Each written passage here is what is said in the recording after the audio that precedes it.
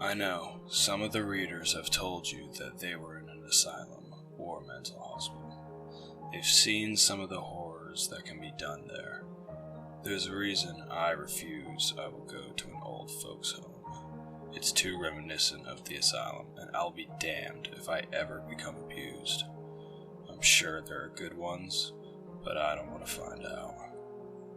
The asylum I worked in was built to be confusing. Once you worked there long enough, you started to get used to the place, but the patients never did. They sometimes closed off exits for a few days, just to further confuse people. The basements were always horrifying. Dim-lit, long corridors for storage, and the tunnels, my god. Even back then, I remember seeing shadow people walking down there. I've told you a lot of stories of the stuff I used to do to help the patients. How I used to be the chef there and I cooked meals and had all the cooking program. There were many times I was told to put things in food for some of the patients there. Times I have watched as some of them wither away or fall sick after eating some of my food. Look, some days I wanted to leave. Some days I wanted to walk right up to the head doctor's office, raise my fist to knock the door only to turn and walk away. As much as I wanted to quit, I had to stay and advocate for those poor souls.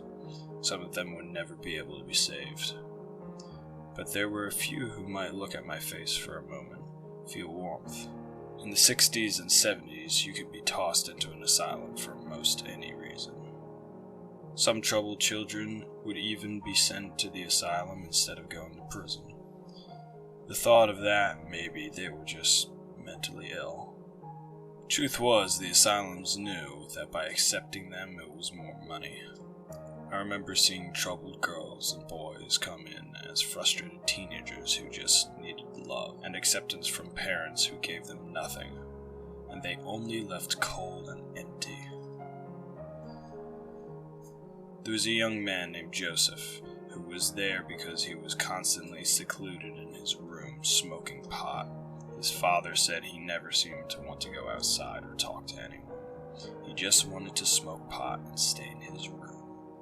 He tried to take his drugs. He tried to take his guitar.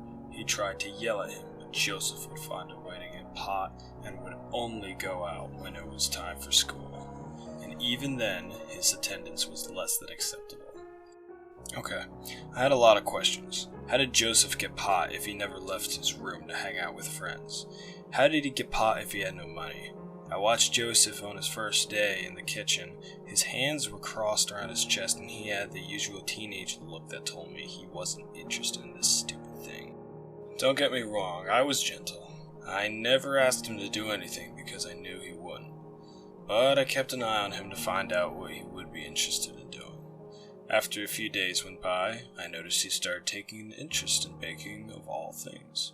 He finally opened up to me one day, and he said his mother used to bake him a special cake on his birthday.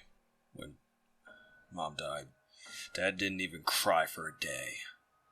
In a month, he had a new girlfriend, and in 2 years he was married again. That's when the drinking started. Sorry, Joseph. I can't imagine how you must have felt. How old were you? I asked him. I could see in his eyes hurt and anger. I had found the issue. I had found what he was escaping from. Too young. Too young, he said in a whisper. I knew he must not want to talk about it anymore, so I left him alone. I was scared for him. I knew what the asylum did to the kids like him. He may open up to me, but he wouldn't open up to the doctor or nurse. They tended to treat them by humiliation and scolding. They make them wear diapers and said they were acting like a baby, so they would treat them like one, making them walk around into things for all to see. Okay. Some weren't allowed to go outside. As for Joseph, I saw him for a while, and then he was gone. They decided that if he was staying inside and smoking pot, they would put him in the dark room with food and water and nothing else. No window, no books or games, just what he was given for food every day. No one was allowed to speak to him. They figured if he spent so much time without people, he would soon learn to love talking to people. This literally broke him. After a week in this room, he came back completely changed. Instead of wanting to speak to everyone, though, he wouldn't speak at all. It was as if he forgot words. You might think that they realized the experiment did nothing, and they should try something different, not the asylum.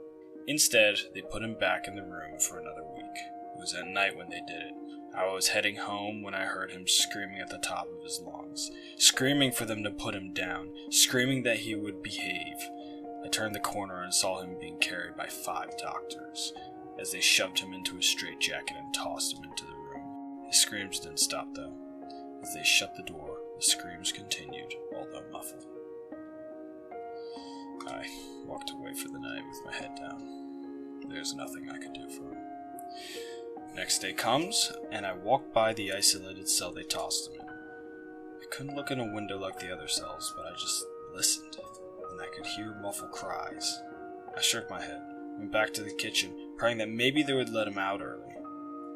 I mean, once was bad enough, but to go back and know how horrible the week was going to be, it must have driven him insane. Next day I walked by and heard he was talking to himself. I couldn't make out what he was saying, but that afternoon he was gone. I thought the worst. But a nurse said he was removed because he was ramming his head against the wall and knocked himself out cold. In a few days, he was actually back in the class. Well, he was truly broken and half insane now. "Hello, Bill," he said robotic and politely. I could see his eyebrows now had twitched to them. "I'm good, Joseph. Glad to see you back," I responded. "I am well, thank you, Bill. I hope today we will bake. I love to bake." His response was quick and out of tune. It lacked personality of any sort. "Yes, there will be some baking today," I smiled warmly. "I am glad. They say I have improved, and if I continue to improve, they will let me return home. I am glad to be going home. I miss my father. I love him. I also love my doctor. I'm thankful that they treated me. Since I am better, I can go home soon, they say." The repetition scared me. I started to worry that he was truly broken for good and may never recover. I saw his eyes and realized they were dilated. They put him on some form of medication. His nurse broke in the middle of his long circular monologue by saying, "Come on, Joseph, let's bake then." "Okay, I do love baking. My mother baked for me. I will be happy to go back home and bake for my father. The doctors say I can go home if I continue to recover." He was pulled away by the nurse, his eyebrows twitching like they had a mind of its own. I was completely crushed by this. How could they do this to a boy who was merely stressed with his home life? They never tried to talk to him. They never let him open up to them. His father failed him, and his mother was dead. Instead, they treated the problem like an issue that could just be solved with medication or therapy. They called it isolation therapy, as if it was some real cure. The story doesn't end in some cruel, bloody way. It ends with Joseph going home. He smiled as he left with his father, repeated how happy he was to go home. You know, I think his father would have been taken aback by his behavior if he wasn't slightly drunk himself. Whatever medication Joseph was on, I'm sure they kept him on it. You know, I hope Joseph got off of it, but 2 months later he made a noose and killed himself. You know, I'd like to say how sad I am Joseph had done this to himself, but truly I think he was tired of putting up a fight, and he knew if he went back to pot and seclusion, they'd toss him back in the cell. His only escape was a rope. I wish I could have done something to help him, but there was, again, nothing that could have been done. Tons of teenagers came in and were treated as poorly as Joseph. The majority of them had broken homes, so the asylum was just the right place for them to get tossed in. The excuses ranged from sexual promiscuity to drug abuse to the ambiguous term unusual behavior. Yeah, they were all tossed in like orphans and treated like lab rats. To Joseph, I truly hope you're in a better place. I hope you found your mother in heaven, and you're in her arms once more. I hope, if nothing else, you're truly resting in peace.